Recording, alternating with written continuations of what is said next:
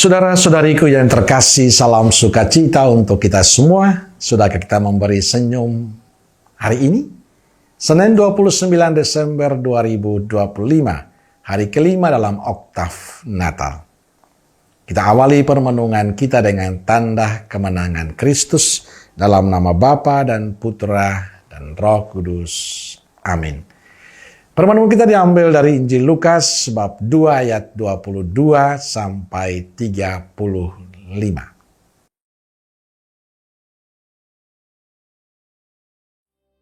Dan ketika genap waktu pentahiran, menurut hukum Taurat Musa, mereka membawa dia ke Yerusalem untuk menyerahkannya kepada Tuhan. Seperti ada tertulis dalam hukum Tuhan, semua anak laki-laki sulung harus dikuduskan bagi Allah. Dan untuk mempersembahkan korban menurut apa yang difirmankan dalam hukum Tuhan, yaitu sepasang burung tekukur atau 2 ekor anak burung merpati. Adalah di Yerusalem seorang bernama Simeon. Ia seorang yang benar dan saleh yang menantikan penghiburan bagi Israel. Roh Kudus ada di atasnya. Dan kepadanya telah dinyatakan oleh Roh Kudus bahwa ia tidak akan mati sebelum ia melihat Mesias, yaitu dia yang diurapi Tuhan. Ia datang ke bait Allah oleh Roh Kudus. Ketika Yesus anak itu dibawa masuk oleh orang tuanya untuk melakukan kepadanya apa yang ditentukan hukum Taurat, ia menyambut anak itu dan menatangnya sambil memuji Allah. Katanya, "Sekarang Tuhan, biarkanlah hamba-Mu ini pergi dalam damai sejahtera, sesuai dengan firman-Mu, sebab mataku telah melihat keselamatan yang daripada-Mu, yang telah Engkau sediakan di hadapan segala bangsa, yaitu terang yang menjadi penyataan bagi bangsa-bangsa lain, dan menjadi kemuliaan bagi umat-Mu Israel." Dan bapa serta ibunya amat heran akan segala apa yang dikatakan tentang dia.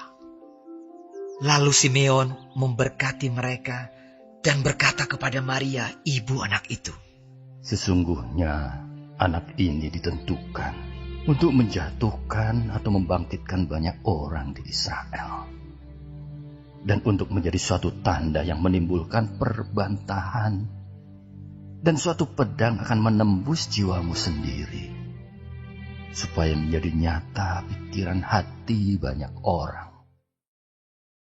Saudara-saudariku terkasih, peristiwa Yesus dipersembahkan di bait Allah merupakan tradisi iman yang semua orang Yahudi pada zaman Yesus.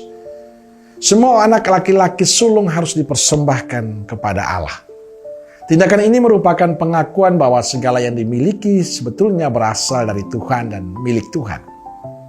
Maka apa yang pertama dan terbaik harus dipersembahkan untuk Tuhan. Misalnya anak sulung laki-laki, hasil panen, gaji pertama dan semacamnya. Karena itu adalah milik Tuhan, maka dipersembahkan kembali pada Tuhan. Dan itu adalah tindakan pengakuan akan kuasa Allah atas hidup kita dan rasa syukur kita pada berkat Tuhan. Sampai saat ini banyak umat yang menghidupi semangat itu, terutama penghasilan mereka, gaji mereka. Mereka memberikan sebagai rasa syukur atas berkat Tuhan yang mereka dapatkan. Mereka adalah orang-orang yang percaya dan menanti-nantikan kedatangannya. Ini juga dialami oleh 2 orang tua bernama Simeon dan Hana yang dikisahkan dalam Injil hari ini. Selama hidup mereka selalu menanti-nantikan kehadiran Sang Mesias, anak Allah yang dijanjikan itu. Injil bercerita bahwa Simeon adalah orang yang saleh hidupnya. Roh Kudus mengatakan kepadanya bahwa dia akan terus hidup sebelum melihat juru selamat. Ketika orang tuanya membawa Yesus yang masih bayi masuk ke bait Allah, Simeon segera menyambutnya. Sambil menatangnya, dia berucap syukur kepada Allah. Pada saat itu hadir juga Hana. Dia sudah sangat lanjut usia. Dia pun menyambut Yesus dengan sukacita, sambil berbicara tentang anak itu kepada banyak orang. Saudaraku terkasih, kehadiran Yesus mendatangkan sukacita dan kegembiraan bagi kedua orang yang sangat menantikan itu. Simeon merasa sangat bahagia. Ia pun berkata sudah siap menghadap Tuhan. Ini terjadi karena dia sudah melihat keselamatan dari Tuhan atas umurnya. Hidup Ibu Hana pun juga mengalami suasana yang sama. Kehadiran Yesus membuat banyak orang yang bahagia. Kehadiran Yesus membawa bahagia dan sukacita tidak hanya dialami Simeon dan Hana, tapi juga ke dalam kehidupan kita. Dia akan membahagiakan hidup kita. Dia yang akan melepaskan kita dari ketakutan, kecemasan, dan persoalan hidup kita. Dialah yang memberikan kekuatan pada kita. Kita semua meyakini itu bahwa kehadiran Yesus dalam hidup kita mendatangkan sukacita.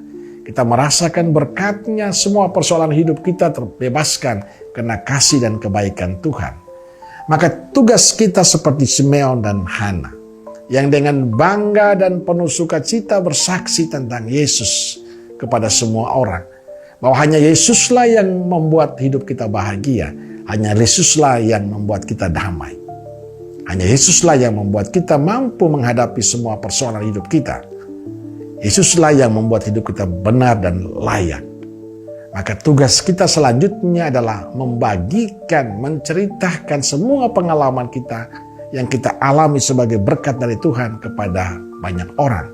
Supaya semakin banyak orang yang merasakan sukacita dan memuliakan nama Tuhan. Amin. Semoga Allah yang Maha Kasih memberkati saudaraku sekalian, Bapa, Putra, dan Roh Kudus. Amin. Roh Kudus Nazaret, doakanlah kami. Amin. Berkah dalam.